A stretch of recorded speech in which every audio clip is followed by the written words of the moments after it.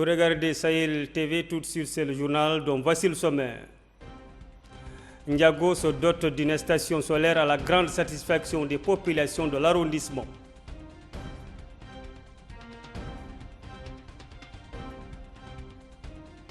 S'enquérir de la situation de notre contingent en Centrafrique, c'est l'objet de la visite du ministre de la Défense dans ce pays. Et puis une ONG agissant en faveur des droits de la femme fait le bilan d'un atelier consacré à la question.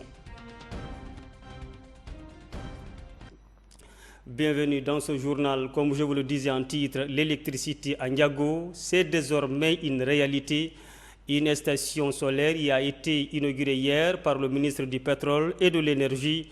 La cérémonie d'inauguration s'est déroulée en présence du Wali du Trarza, Sal Hussein Saïdou, des autorités administratives et sécuritaires et des élus. Ramata Lioudem. Un vendredi, pas comme les autres à Ndiago, des populations en disent pour exprimer joie et soulagement après l'inauguration par le ministre du Pétrole et de l'Énergie d'une station solaire dans le chef-lieu de l'arrondissement. Un projet dont le coup d'envoi a été donné l'an dernier par le président de la République et qui se réalise aujourd'hui au grand bonheur de milliers de citoyens dans ces zones enclavées de la rive droite du fleuve. Parmi ces derniers, le village de Ibden, situé à 6 km de Ndiago. Coût global du projet, 484 460 000 ouguiya mobilisés sur les ressources propres de l'État. Pour le ministre du Pétrole et de l'Énergie, Mohamed Salem Ould El Béchir, cette réalisation ouvre des perspectives de développement prometteuses, non seulement pour la région du Trarza, avec l'approvisionnement en énergie des zones concernées, mais aussi pour tout le pays. Des projets structurants tel un port multifonctionnel commercial, de pêche et militaire sera réalisé sous peu, ainsi qu'une ligne haute tension reliant la Mauritanie et le Sénégal.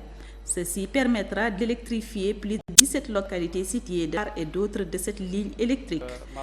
Cette nouvelle infrastructure est composée d'une station d'énergie solaire d'une capacité de 126 kV, d'un réseau de distribution d'une longueur de 9 km, de 120 branchements gratuits au domicile, de 8 poteaux d'éclairage public et d'une usine de glace d'une capacité de 9 tonnes par jour destinée à permettre la conservation du poisson. Le maire de la commune de Ndiago, Bodjeloul Houmeid, a loué ce projet devenu une réalité après être resté pendant longtemps un rêve caressé par les populations.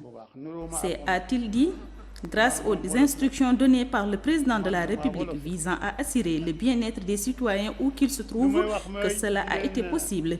Pour sa part, Mohamed Ould Mouad, le directeur de l'agence d'accès universel au service de base qui se charge de l'exécution du projet, a indiqué que la Mauritanie connaît sous la direction du président de la République, M. Mohamed Ould Abdelaziz, un développement sans précédent dans tous les domaines, notamment en matière de réalisation d'infrastructures dont le pays avait grandement besoin. Ramat Alioudem, merci beaucoup. Comme je vous le disais en titre, le ministre de la Défense nationale, Diallo Mamadou Bachia, a quitté ce samedi matin Nouakchott à destination de Bangui, capitale de la République de Centrafrique, en vue de s'enquérir de la situation de nos troupes qui participent à la force onusienne de maintien de la paix dans ce pays.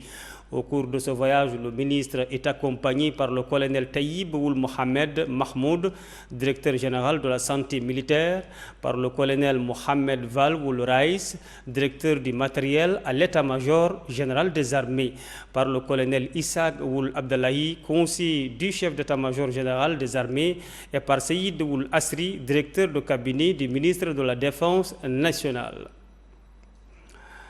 Atelier de formation de 4 jours sur la promotion des droits de la femme au profit de 30 organisations féminines, coopératives Tontine, s'est clôturé aujourd'hui à Nouakchott, organisé par l'Association de développement social intégré en collaboration avec le programme de l'Union européenne. Écoutons ce témoignage. Que le gouvernement a adopté la stratégie nationale des genre. On sait qu'il y a devant le Parlement un projet de loi cadre contre les VBG. On sait qu'il y a un travail là-dessus pour l'autonomisation des femmes. Et on insiste toujours sur l'importance de ce projet suite. On sait qu'il y a des expériences dans notre pays contre les violences basées sur les genres, contre le changement de comportement, parce que vous savez, tous les programmes dans nos pays et dans ta région se basent sur cette question. Comment changer le comportement en faveur du développement, en faveur contre les mentalités rétrogrades. Ça, c'est un travail. Nous avons des expériences, mais comme dit le directeur régional, c'était des expériences un peu dispersées. Partons, nous voulons que ces expériences seront capitalisées et encore faire associer tous les acteurs, surtout les leaders religieux. Nous avons une expérience très importante dans notre programme contre les mutilations génitales féminines, là où il y a cette synergie entre les personnels médicales et les personnels religieux et la fatwa qui a été encore une nouveauté ici au niveau. Nous voulons encore avoir dans le domaine encore pour gagner les dividendes démographiques encore un effort similaire. Comment peut-on associer toutes les leaderships traditionnels, religieux, pour un peu gagner ce défi. Moi, je crois que vos travaux sont très importants. Je ne voudrais pas être très long. Je vous souhaite encore la bienvenue et vous remercier. Vous êtes dans votre pays. On espère que cette expérience sera une expérience comme des directeurs pilotes. Et on compte beaucoup sur vous. Merci beaucoup. Merci beaucoup. Voilà, c'est la fin de ce journal. Mais avant de nous quitter, le rappel des titres. Ndiago se dote d'une station solaire à la grande satisfaction des populations de l'arrondissement.